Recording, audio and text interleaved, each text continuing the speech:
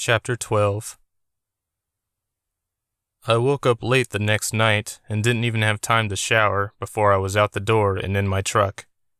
Imagine how loudly I yelled when I turned the key in the ignition and the engine didn't start. I banged on the steering wheel until my palms hurt. Christy was out with her husband, so she couldn't drive me to Dallas. I looked down toward the end of the street and saw a familiar black car coming my way. It parked next to me in the street, and I rolled down my window. "Aw, man, you have to work tonight?" Esteban asked. Yes. "I guess you forgot about my birthday." I suddenly remembered before he even finished the question. I rolled up the window and got out of the truck. Sorry, man, I did forget. Every year we went bowling with his friends. Since he lived down the street, he always picked me up around this time. My truck won't start though, and I need a ride to work. Can you take me? Sure. I hopped into his car, and he drove me to the train station. You have to take this thing to work every day? He asked. Yes, it's not as bad as it seems. It only takes 5 minutes. Whatever you say. Before I got out, I said to him, "We can hang out tomorrow, before I go to work. Sorry I forgot." No problem. He stared at the train while he said this. He seemed distracted. As I got on the train, I noticed the sky getting cloudy. The wind picked up dramatically. I sat in my usual spot. Trick walked on a moment later and sat directly across from me.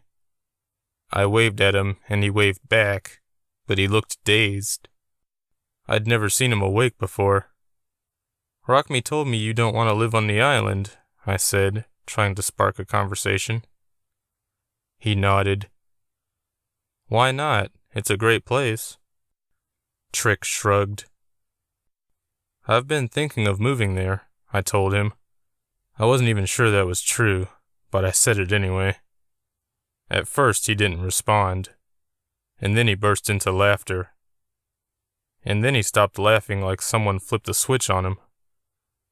"Are you getting off when we get to the island?" I asked as the train started moving. He nodded. The trip to the island was the roughest yet. The waves were so big they actually slapped against the windows. Since I was so focused on the water, I could hear the roar going on outside. I tried not to think about it, to drown out the noise, but I just couldn't. I was shocked when the train stopped suddenly. I looked to both ends, wondering if a live person operated this machine. "What happened?" I asked Trick.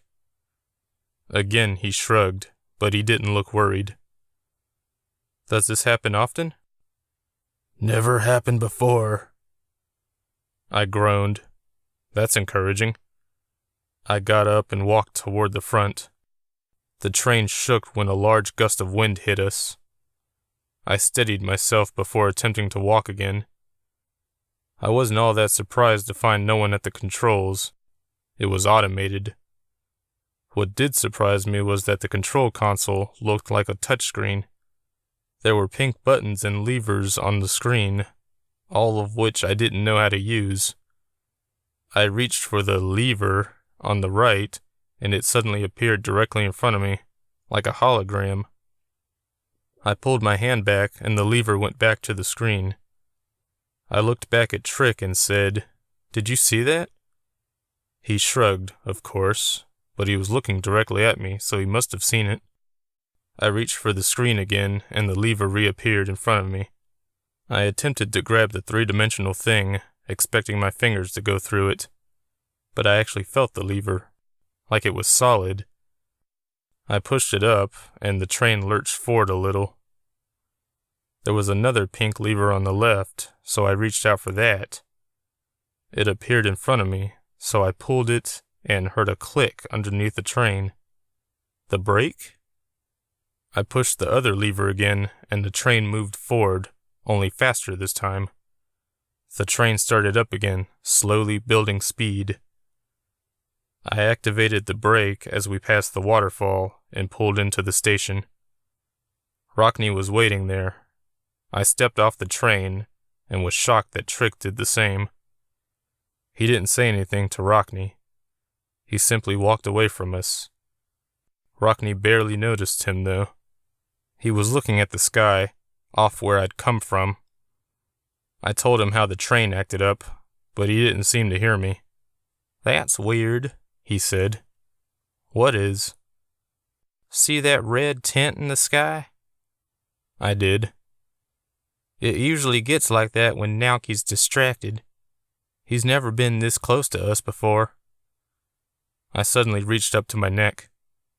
Oh no, I forgot the amulet. Rockney looked at me again. Oh, that may be it. He said it so casually. I felt more worried than him. Did he follow me? I asked. Probably. Don't worry, though. He'll forget all about this place. I felt a little better. That would change later on that night.